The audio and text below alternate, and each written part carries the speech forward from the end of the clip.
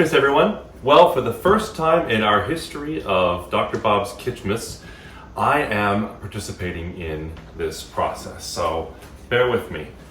I reached out to a dear friend of mine for help, Sean and Allie, down in Florence, South Carolina. They're old friends of ours from Florida. And Sean has an Instagram,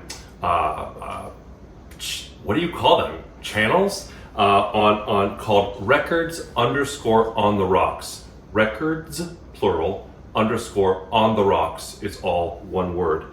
And he described it as him being a home bartender on the endless quest to perfectly pair cocktails with vinyl record albums. And he's very, very clever. He's learned a lot about cocktails over the years. I love going to his place because he always has something new and inventive. And what he does is he picks a classic cocktail or a new cocktail or just these cocktails and pairs them up with vinyl record albums. And very often the cocktails are intentionally chosen to reflect the spirit or the mood of the album. So I reached out to Sean and I said, Sean, can you help me? Because as you know, whenever you go to start researching cocktails, it very often looks like something like this. And as a matter of fact, we have a whole collection of books that I'll be drawing a little bit of historical information from. So that can give us information about cocktails. So we're starting with the Manhattan, a classic cocktail that everybody knows who makes cocktails. They know how to do these. Now, there are lots of variations on the Manhattan. So I'm just going to tell you a little bit of history about this. So this is from one of our books called Vintage Cocktails, Retro Recipes for the Home Mixologist. The story goes that the Manhattan was concocted in honor of Lady Randolph Churchill, American mother of that quintessential British bulldog, Winston, who, by the way, favored martinis sans vermouth. Evidently, the Manhattan is so called because it was invented in New York's Manhattan Club. This seems to make sense. It's not just very interesting. Instead, let's discuss how the Manhattan was the absolute go-to cocktail of girls on the go in the first half of the 20th century, from the 1920s flappers to the 1950s housewives enjoying a trip to the city with their gal pals. The Manhattan has all but disappeared amid the modern invention of the Cosmopolitan as the preferred go-to ladies' drink, thinking of Sex in the City. But I think that we've seen a lot of these classic cocktails emerge lately, especially as people have gotten into making them at home. So there are many variations on this recipe, but essentially it is bourbon, whether you use rye bourbon or the other kind of bourbon that we have on home. Rye has a spicier taste to it, and I don't actually keep rye bourbon in the house, but I decided to buy it for our Kitschmas special. And Rosso or red vermouth, and then Angostura bitters. 3 simple ingredients. And so we're gonna make these now.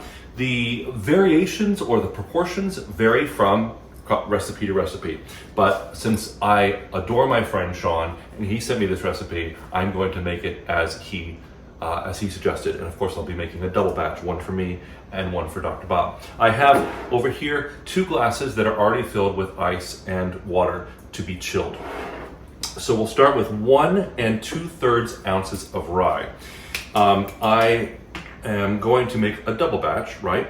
So I will just do, there's 1 and a little bit more, 2/3, and 1 and 2/3 rye whiskey, 2/3 of an ounce of Rosso or red vermouth, and that's my 1. I could use the other side, but I'm just going to eyeball it here. It's about 2/3.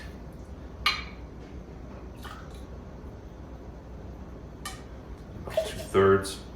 I could have loaded the ice in this beforehand, but I'll do that in a second. And then finally, he suggested 1 dash of Angostura bitters.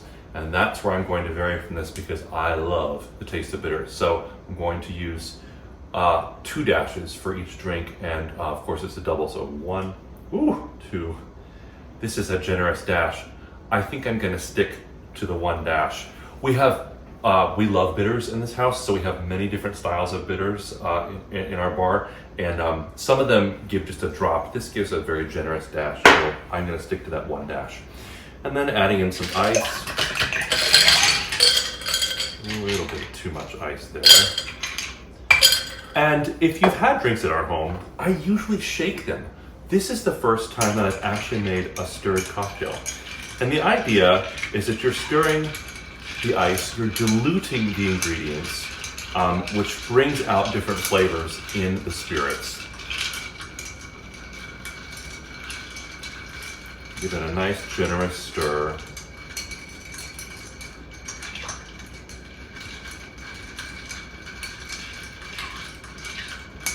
And for this recipe, oh, I almost forgot, the cherries. Maraschino cherries for the end.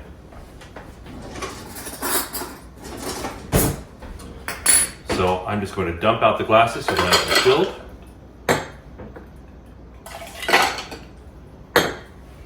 Give it one more stir. The idea of diluting your spirits helps the taste come out better. You don't have all that sort of hit of the dry alcohol. And then we strain it. I've never used a strainer before. Can you tell? And help that out there.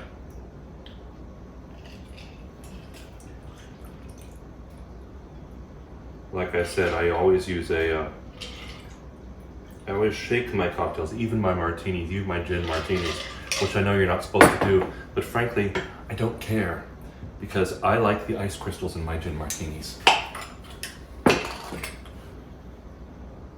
Oh, look at that. Ooh, beautiful. Now, some people will put in a little bit of the simple syrup from the cherries in their drinks if they want, but I am trying to follow this as closely as I can because I trust my dear friend. Dr. Bob! My goodness, what a production. All right. Look at all the tools. Now, what's this? This is a Manhattan. Your mother used to have these. Yes, she did. You know, I don't know that I'm sure I've had a Manhattan, but I don't remember because when given the choice, I always choose an old-fashioned, right? Which has orange and such in it, and it's a little sweeter. I don't know what to choose because, as you know, I'm not much of a drinker. Oh, that's good. Yeah, I was expecting it to be sweeter.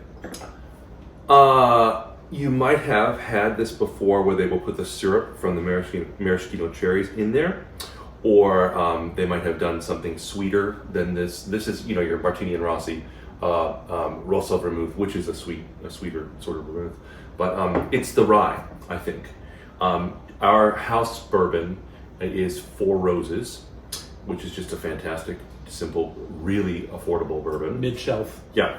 And then I saw this. I've been looking at bartending YouTube videos lately, simply because I'm just curious, you know, as preparing for this and also because of the holidays. And there's a guy who talked about this being a really, really good, affordable, which it is, rye whiskey. And then, so this is a rye whiskey, which means it really has a little bit more spiciness to it. And you definitely, like, if you were to sip this over ice versus Four Roses, it's a completely different experience. It really has a bite to it. So maybe that's why it doesn't taste as sweet to you. Probably. Also, I'm still going to drink it, though. Yeah, I didn't add any extra syrup into it. Okay. Yeah. Well, maybe I'll do that later. I'll probably just be sipping on this all night, this one drink. Hey, if you can't get enough of us, you know we have a podcast. It's called Checkered Past. It's about comic books, but mostly we gossip about our neighbors and tell old childhood stories. And guess what? We also have another podcast with our friend Chuck, Nerd Orchestra, where we talk about orchestral scores of nerdy movies. And both available where you can get your podcasts, wherever you get your podcasts. And also consider looking at Instagram, records_on the rocks. My buddy Sean Stephan. I love his pairings.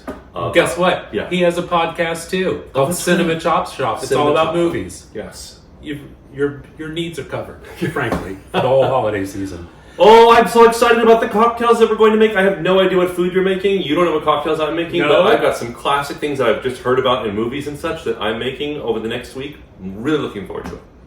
Yeah? Back tomorrow with another recipe. Cheers. Cheers.